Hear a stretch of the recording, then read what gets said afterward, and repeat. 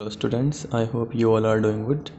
सो जो आपका business studies का थर्ड चैप्टर था बिजनेस एनवायरनमेंट, एक बार मुझसे फटाफट जो उसमें मेन टॉपिक्स हैं, जो मेन पॉइंट्स हैं, जिसमें से मोस्टली क्वेश्चंस आते हैं, आपको वो बता रहा हूँ।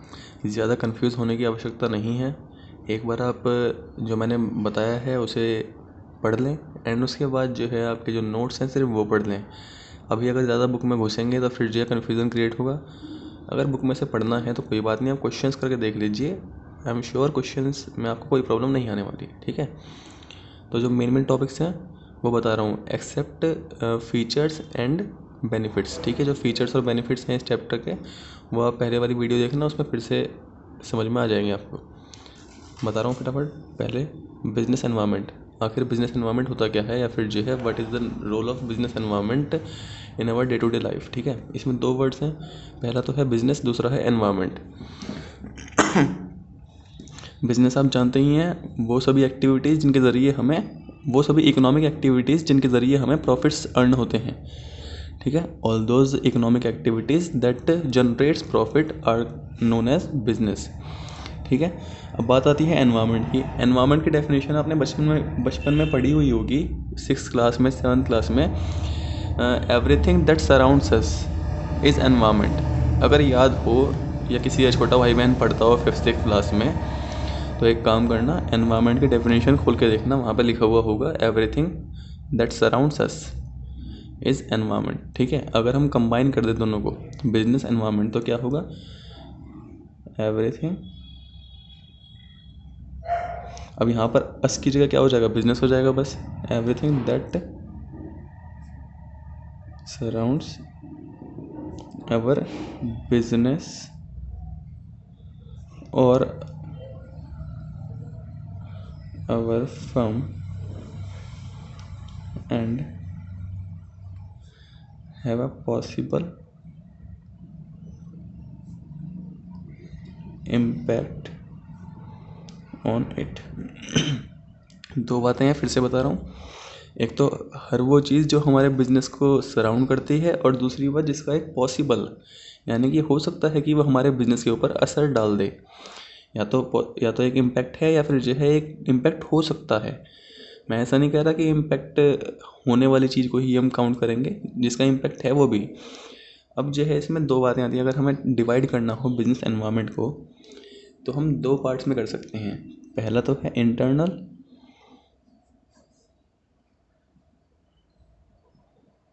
दूसरा है एक्सटर्नल। इंटरनल कौन सा है, हमारे बिजनेस के आंतरिक हिस्से। आंतरिक मतलब जो मेरी फर्म के अंदर है, जो मेरी फर्म के अंदर एग्जिस्ट करता है। अंदर एग्जिस्ट करने से मतलब क्या हुआ, जैसे कि कोई भी एक बिज़नेस का एग्जांपल ले लीजिए आप, ठीक है। एक दुकान है छोटी सी, उस दुकान के अंदर जो भी लोग काम कर रहे हैं, उस दुकान के अंदर जो भी सामान है, उस दुकान के अंदर जो भी पॉलिसीज़ बन रही हैं, जो भी प्लान्स फॉलो किए जा रहे हैं, वो सभी चीज़ें इंटरनल एनवायरनमेंट का पार्ट बनेगी, ठीक। एंड अगर हम बात करते हैं एक्सटर्नल की, एक्सटर्नल क्या है, जो आउटसाइडर्स हैं। देखो बिजनेस के अंदर दो लोग होते हैं, एक तो इनसाइडर्स, इनसाइडर्स मीन्स हम लोग, या फिर जो हमारे साथ में काम कर रहे हैं, ठीक है, या फिर जो बिजनेस को डायरेक्टली इम्पैक्ट कर रहे हैं। एक होते हैं एक्सटर्नल, जो बाहरी लोग हैं, जैसे कि हमारे कस्टमर्स हो गए, सप्लायर्स हो गए, गवर्नमेंट हो गई, या फिर हमारे राइवल्स हो गए, या पूरा वर्ल्ड हो गया, पूरा संसार हो गया, वो सभी एक्सटर्नल का पार्ट बनेगा। अब देखो बिजनेस एनवायरनमेंट की डेफिनेशंस जो है कुछ बुक्स में लिखा हुआ होता है, it is the sum total of all the external forces. कुछ बुक्स के अंदर ऐसा लिखा हुआ है कि it is the sum total of external forces. देखो मैं थोड़ा एक लेवल एक्सटेंड करके बता रहा हूँ, आप एवरीथिंग लिख दो, काम ख़त्म, ठीक है। हम इंटरनल एक्सटर्नल में डिवाइड नहीं कर रहे फोर्सेस को, बाद में करेंगे हम, जब हमें बड़ा करना होगा आंसर को, ठीक है। हर बुक के अंदर अलग होता है डेफिनेशन, मैंने आपको पहले भी बता रखा है। तो वहाँ पर आप एक्सटर्नल फोर्सेस कर दीजिए बुक के हिसाब से, या फिर आप जो है एवरीथिंग कर दीजिए, दोनों एक ही बात है, ठीक है ना। बट अगर हमें डिवाइड करना हो तो दो ही पार्ट्स में होगा, इंटरनल एंड एक्सटर्नल। अब अगर हमें इंटरनल और एक्सटर्नल को डिफाइन करना हो तो हम कैसे कर सकते हैं। इंटरनल, पहला, ये हमारी फर्म का पार्ट है, और दूसरी बात जो इसमें एक सिंपल सी है, वो क्या, ये कंट्रोल में होता है हमारे। भाई मेरी फर्म की पॉलिसीज़ हैं, मेरी फर्म के प्लान्स हैं, वो सब मैं डिसाइड कर सकता हूँ ना, वो सब मैं चेंज कर सकता हूँ, वो सब मेरे कंट्रोल के अंदर है। मुझे कौन सा रॉ मटेरियल यूज़ करना है, मुझे कौन सी पॉलिसी यूज़ करनी है, मुझे कौन सा सामान बेचना है। एक परचून की दुकान है छोटी सी, या पंसारी की दुकान है, उसके अंदर वो जो है साबुन कौन सी बेचने वाला है, उसके अंदर वो आटा कौन सा बेचेगा, कौन सी कंपनी का बेचेगा, कंपनी का नहीं बेचेगा, लोकल बेचेगा, वो सब उसके हाथ की बात है, ठीक है। या फिर जो है वो कोई एक नई कंपनी का सामान बेचता है वो जो ज़्यादा प्रॉफिट्स देती है। जैसे आप जानते हैं ना, बुक्स वगैरह में होता है कि जो प्राइवेट पब्लिशर्स की बुक होती हैं, या फिर जो कोई न्यू पब्लिशर की बुक होती है, वो ज़्यादा प्रॉफिट्स देते हैं, मार्जिन ज़्यादा देते हैं। ऐसे ही जो NCERT वगैरह हो गई, इनमें मार्जिन बहुत कम होता है शॉपकीपर्स के लिए भी। तो ऐसे इंटरनल में मेरे हाथ में है मैं क्या करना चाहता हूँ, यानी कि कंट्रोल होता है हमारा जो ऑनर है, जो हमारा बिजनेस एनवायरनमेंट है इंटरनल, वो खुद के कंट्रोल में होता है हमारे, ठीक है। मेरी फर्म में काम करने वाले एम्प्लॉयज़ हो गए, मेरे साथ काम करने वाले पार्टनर्स हो गए, ये सब हमारे कंट्रोल के अंदर है, ठीक है।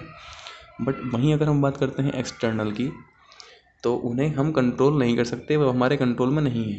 हम जो है एक्सटर्नल की स्टडी करने के बाद खुद को उसके अकॉर्डिंगली चेंज कर सकते हैं, एडेप्ट कर सकते हैं, बट हम कंट्रोल नहीं कर सकते, ठीक है।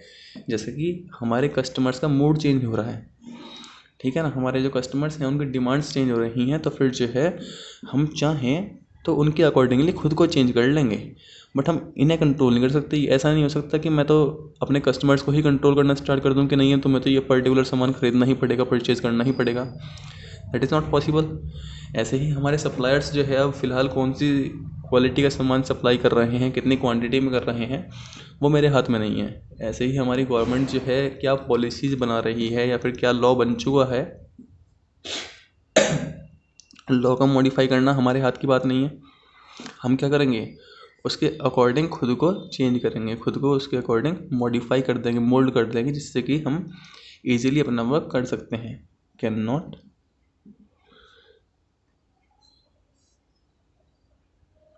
बी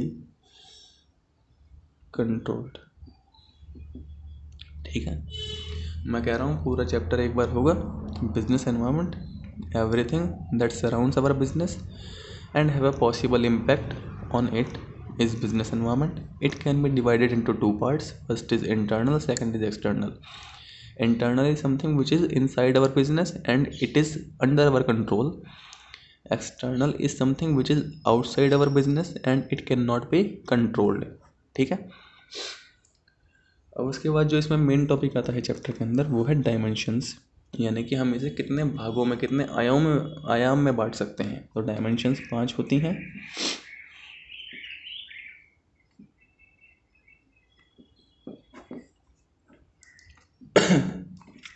सबसे पहले इकोनॉमिक, फिर सोशल, फिर पॉलिटिकल। देखो सीक्वेंस पहले वाले से चेंज हो गया हो तो मुझे नहीं पता, सीक्वेंस में कुछ फर्क नहीं पड़ता।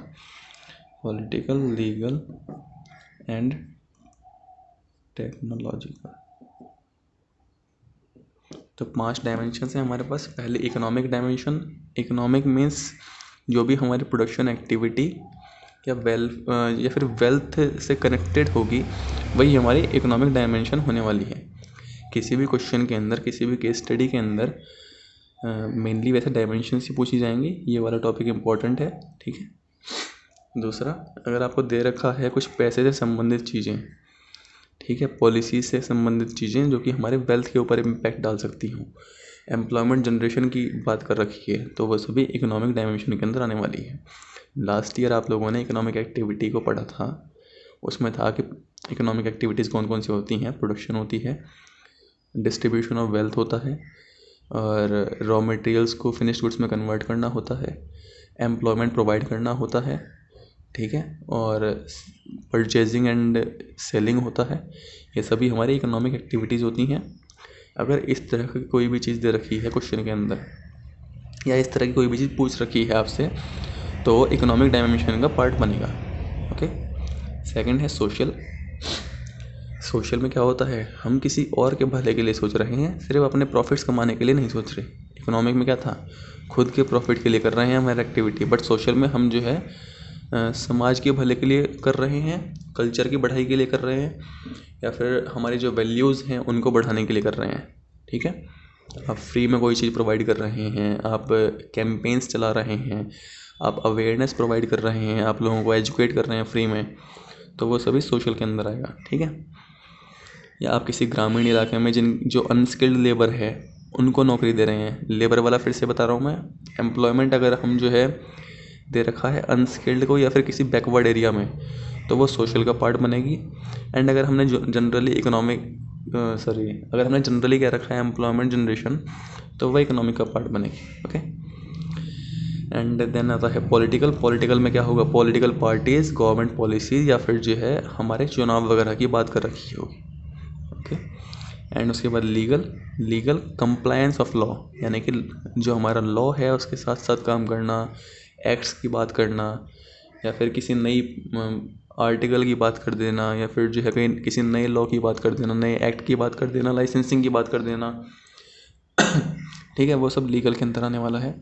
एंड फाइनली टेक्नोलॉजिकल, हम जानते हैं कि हम चेंजिंग वर्ल्ड में रह रहे हैं, आजकल टेक्नोलॉजी से ही सब कुछ होता है और बहुत सारे टेक्नोलॉजिकल चेंजेस पूरे वर्ल्ड में हो रहे हैं, क्योंकि हम ओपन वर्ल्ड में हैं, ओपन हैं हमारे बिजनेसेस। कोरोना टाइम की बात नहीं कर रहे हैं हम कि अभी सारी इकोनॉमीज़ क्लोज्ड हो चुकी हैं, बट जनरली हम जो है एक ओपन इकोनॉमी में जीते हैं, इसलिए टेक्नोलॉजिकल एनवायरनमेंट भी बहुत फास्टली चेंज होता है। कोई भी मशीनरी कहीं और किसी देश में बने या फिर हमारे इंडिया के किसी पार्ट में बने, वह बहुत जल्दी हमारे एरिया में आ जाएगी और हमें चेंज करना पड़ेगा।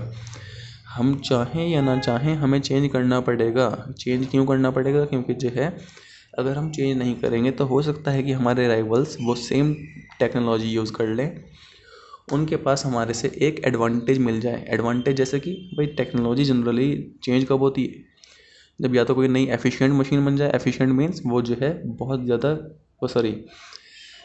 कम रिसोर्सेज का इस्तेमाल करके ज़्यादा प्रोडक्शन कर सकती है, या फिर हमारा जो कोई काम बहुत फास्टली होने लगे, यानी कि हमारे जो मज़दूर हैं उनका काम कम हो जाएगा, मशीन सारा काम कर देंगी, है ना। मतलब जनरली बात यह है कि टेक्नोलॉजी चेंज कब होती है, जब कुछ एक्स्ट्रा मिल रहा हो।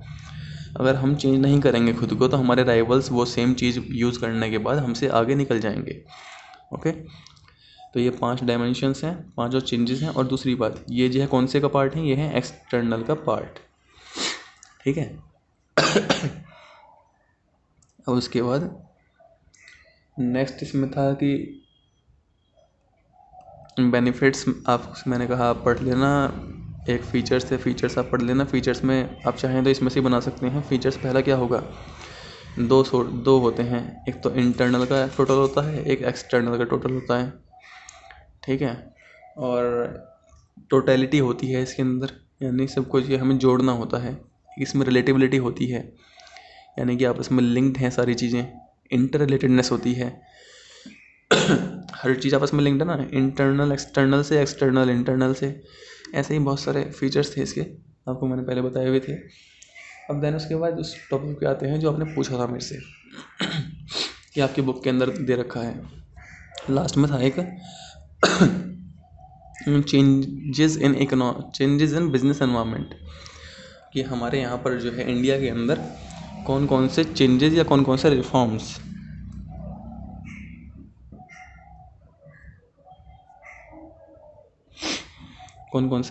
आए हैं। ठीक है, मेनली इसके अंदर जो है आपके जो चैप्टर है आपके सिलेबस के अंदर हमें सिर्फ इकोनॉमिक रिफॉर्म्स की बात कर रखी है।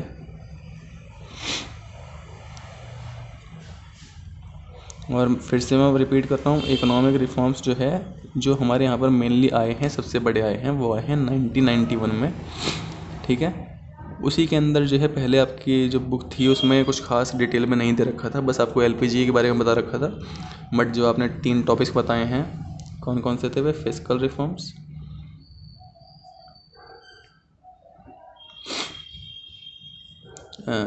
मॉनेटरी रिफॉर्म्स, एंड थर्ड था कैपिटल मार्केट रिफॉर्म।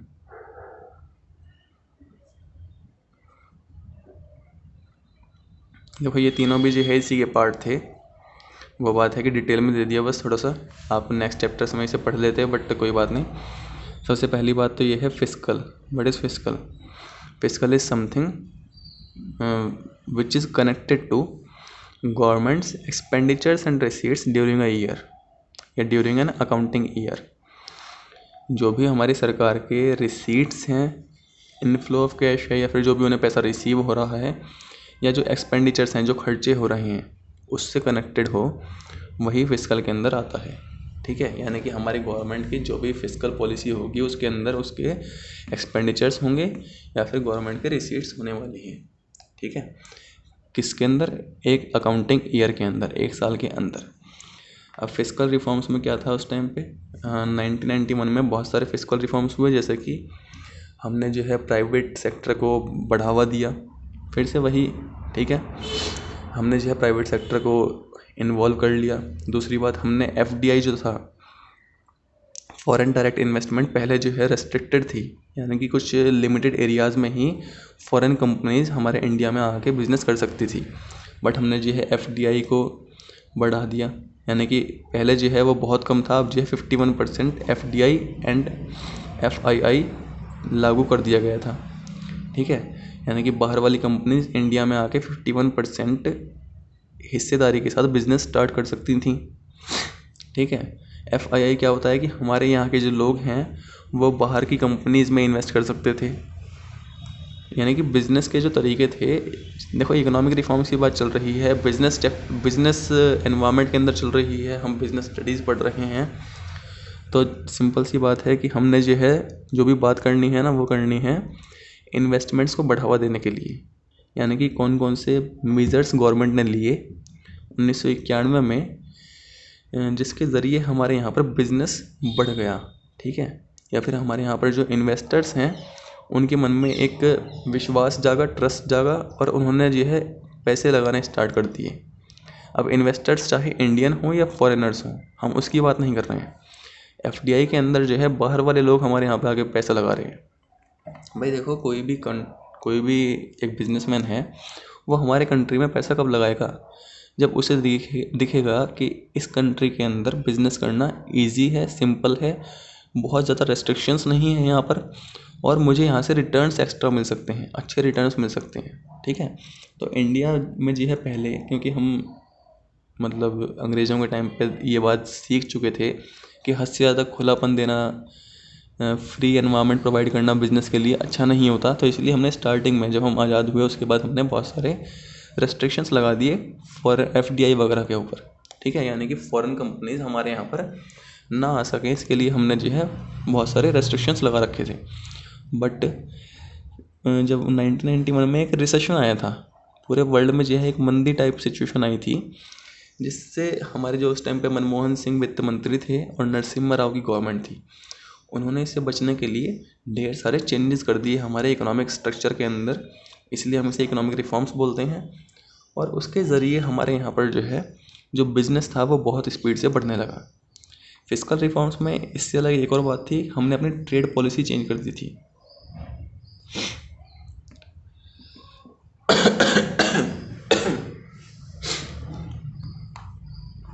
या आप बोल सकते हैं फॉरेन ट्रेड पॉलिसी चेंज कर दी थी।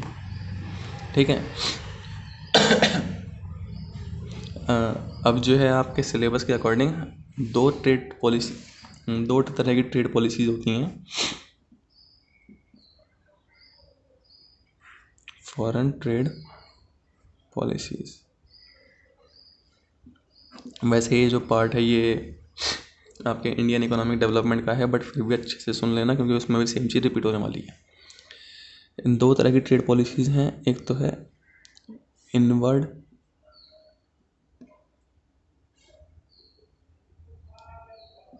लुकिंग ट्रेड पॉलिसी और दूसरी है आउटवर्ड लुकिंग ट्रेड पॉलिसी। इसका एक और नाम होता है इनवर्ड लुकिंग ट्रेड पॉलिसी का, इसका एक और नाम क्या होता है? Imports substitution. ये मैं इंडिया के कंटेक्स्ट से बता रहा हूँ, और इसका एक और नाम होता है exports promotion. Foreign trade policies India के कंटेक्स्ट में दो तरह की हैं। एक का तो नाम है इनवर्ड लुकिंग ट्रेड पॉलिसी या फिर इम्पोर्ट सब्सटीट्यूशन। दूसरी का नाम है आउटवर्ड लुकिंग ट्रेड पॉलिसी या फिर एक्सपोर्ट प्रमोशन। ठीक है। अब जो है हमारे यहाँ पर मैंने आपसे कहा फिस्कल रिफॉर्म्स के अंदर एक और रिफॉर्म हुआ था। वो किस क्षेत्र में हुआ? वो हमारा फॉरेन ट्रेड पॉलिसी के क्षेत्र में हुआ। यानी कि हमारे आज़ादी से लेकर 1991 तक एक ट्रेड पॉलिसी चल रही थी जिसका नाम था इनवर्ड लुकिंग ट्रेड पॉलिसी। अब ये होती क्या है? देखो, इसका नाम है इम्पोर्ट्स सब्सटीट्यूशन। आपको मैंने पहले भी बता रखा है कि इंडिया जो है जब आज़ाद हुआ उस टाइम पे एक गरीब देश था। हमारे यहाँ पर जो है फैक्ट्रीज़ नहीं थी, इंडस्ट्रीज़ या आप बोल सकते हैं जो हमारा इंडस्ट्रियल सेक्टर था बिल्कुल ना के बराबर चालू था। ठीक है। उसी की वजह से हमें जो है हर चीज़ बाहर से इम्पोर्ट करनी पड़ती थी। अब तो आप घर पे पढ़ रहे हैं तो आप अपने घर वालों से पूछना, ऐसा कहा करते थे कि सुई तक जो है हमें इंडियंस को बाहर से इम्पोर्ट करनी पड़ती थी। यानी कि सुई भी जो है इंग्लैंड से बन के आया करती थी, ब्रिटेन से बन के आया करती थी। क्यों? क्योंकि हमारे पास जो है कोई इंडस्ट्रीज़ नहीं थी अच्छी बड़ी। और इंडस्ट्रीज़ के नाम पे अगर हम बात करें आज़ादी से पहले तो बस एक टाटा स्टील टाइप की कंपनी ओपन हुई थी। ठीक है। इससे अलग हमारे यहाँ पर कोई ख़ास इंडस्ट्रीज़ नहीं थी। सीमेंट इंडस्ट्री थी एक दो और साथ में स्टील इंडस्ट्री थी। और जो स्टील था, इनका जो लोहा था वो बाहर जाया करता था। ठीक है। तो हम जो है बाहर वालों के ऊपर यानी बाहर के इंपोर्ट्स के ऊपर रिलाई करते थे कम्प्लीटली। क्यों? क्योंकि हमारे पास खुद की तो कोई इंडस्ट्री थी ही नहीं और सामान तो चाहिए होता है लोगों को यूज़ करने के लिए, आगे बढ़ने के लिए। ठीक है।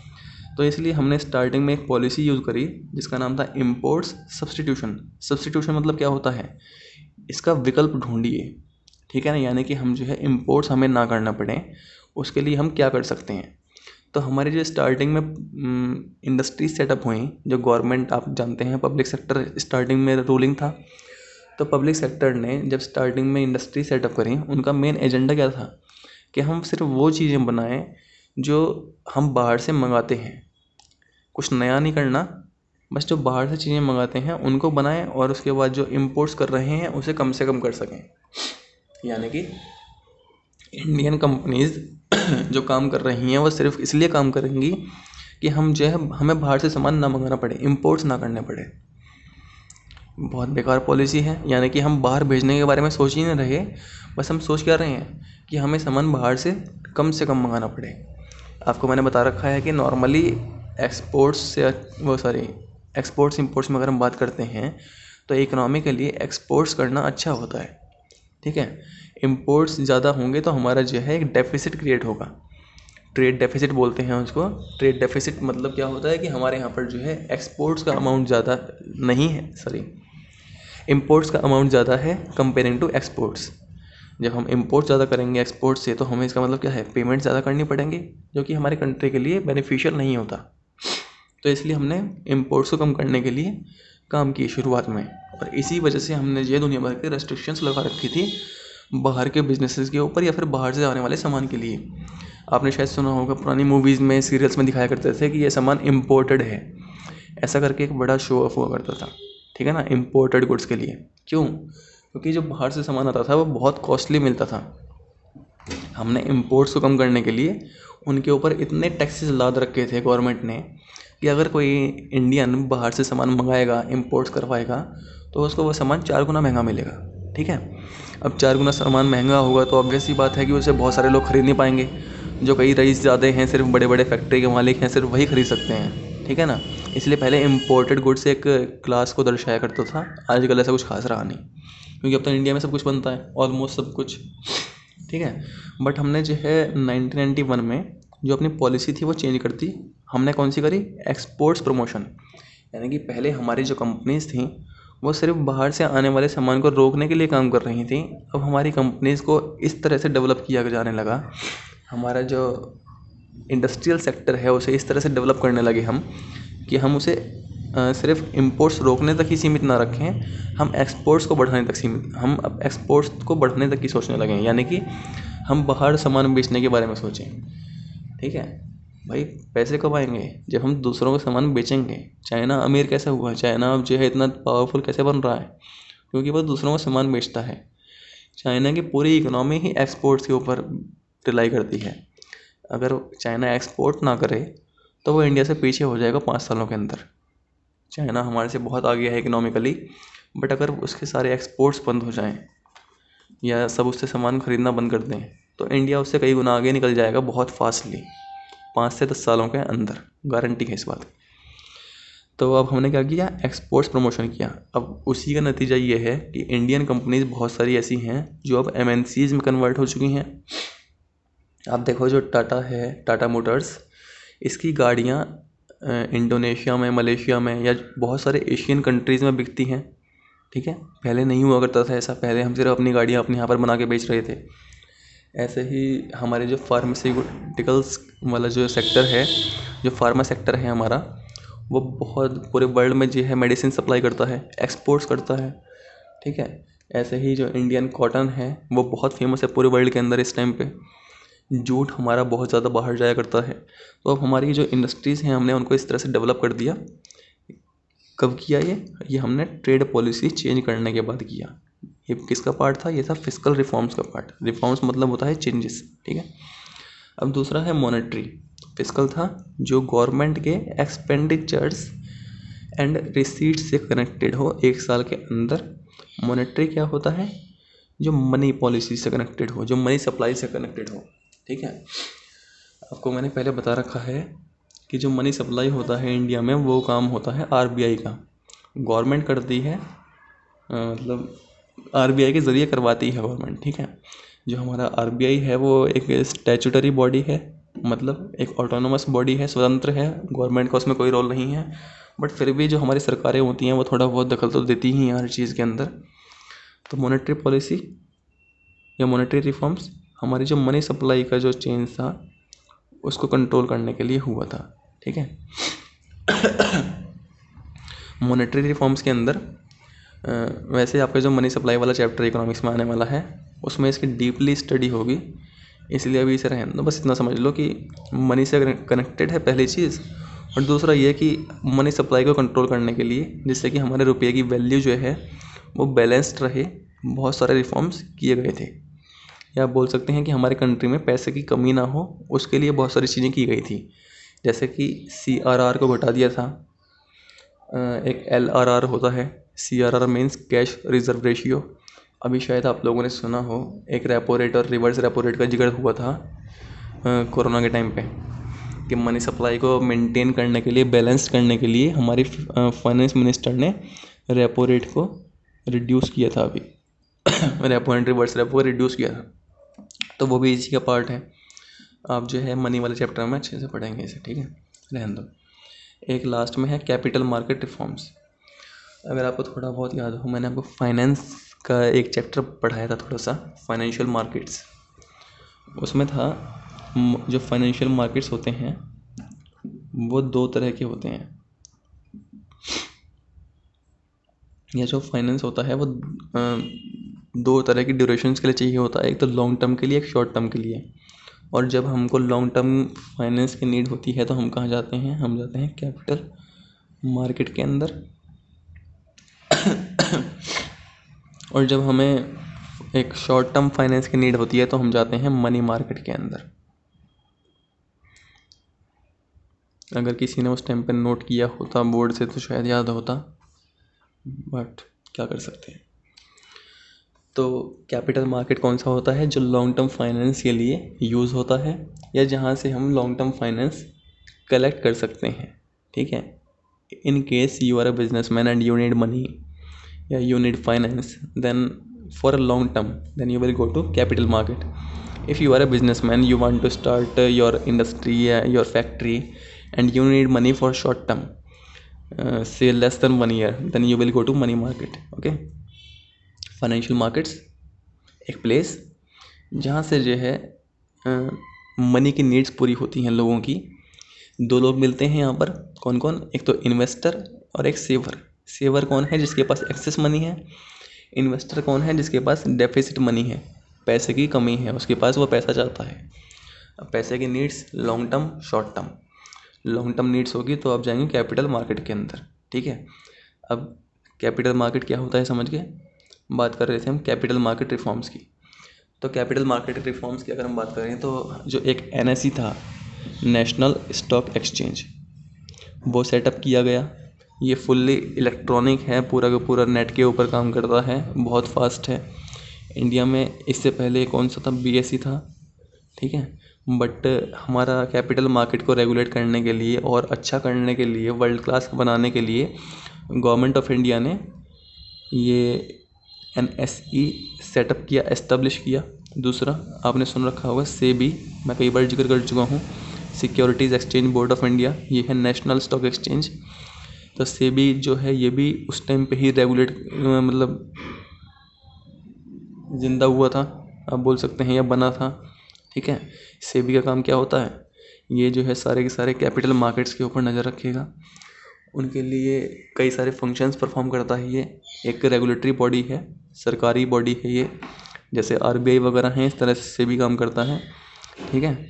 ये एक एक्ट ऑफ पार्लियामेंट से बना था और इसका काम होता है कि कैपिटल मार्केट्स के अंदर होने वाले जो भी काम हैं उनको रेगुलेट करेगा, प्रोटेक्ट करेगा।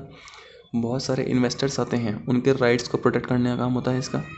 राइट्स कैसे प्रोटेक्ट होंगे, सपोज़ कीजिए कि आप किसी ABC कंपनी में इन्वेस्ट करना चाहते हैं, आप चाहते हैं उसके शेयर्स खरीद लूँ, बट वो जो ABC कंपनी है वो फर्जी के लिए आपके पैसे लेके भाग गई, तो कार्यवाही कौन करेगा, वो सेबी करने वाला है।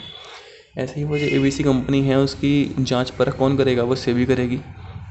ऐसे ही हमारे यहाँ पर जो ब्रोकर्स होते हैं, शेयर ब्रोकर्स, वो किस तरह से काम करेंगे, उनका मैनेजमेंट किस तरह का होगा, वो क्या रूल्स फॉलो करने वाले हैं, या कंपनीज क्या रूल्स फॉलो करेंगी शेयर्स इश्यू करने के लिए, वो सारे काम सेबी के होते हैं। तो कैपिटल मार्केट को बढ़ावा देने के लिए भी NSE एंड BSE का काम हुआ था, लाइसेंसिंग कम करी थी, प्राइवेटाइजेशन बढ़ाया था, ठीक है। अब उसके बाद इसके जो इम्पैक्ट्स पड़े थे इन सभी रिफॉर्म्स के, वो मैंने आपको पहले बताए थे, क्या क्या थे। हमारे यहाँ पर कंपटीशन बढ़ गया था, इंक्रीज्ड कंपटीशन।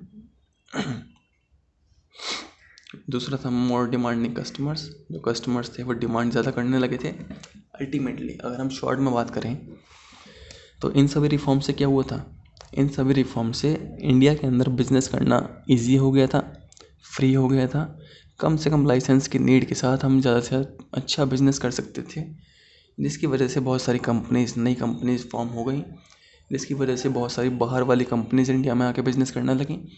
एंड जब कंपनीज़ का नंबर बढ़ेगा तो ऑब्वियस सी बात है कंपटीशन बढ़ जाएगा, नंबर ऑफ़ स्टूडेंट्स बढ़ेगा तो कंपटीशन इंक्रीज़ होने वाला है। एंड दूसरा जो कस्टमर्स हैं हमारे, उनकी डिमांड्स बढ़ेंगी।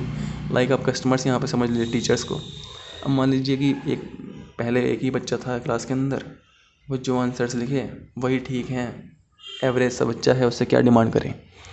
बट अगर मान लो अब 10 बच्चे आ गए हैं, 10 में स्टार्टिंग में वो थोड़े एवरेज से थे, अब वे थोड़ा पढ़ने लगे से मतलब क्या, उन्होंने कुछ अच्छी क्वालिटी प्रोवाइड करनी चालू कर दी, ठीक है।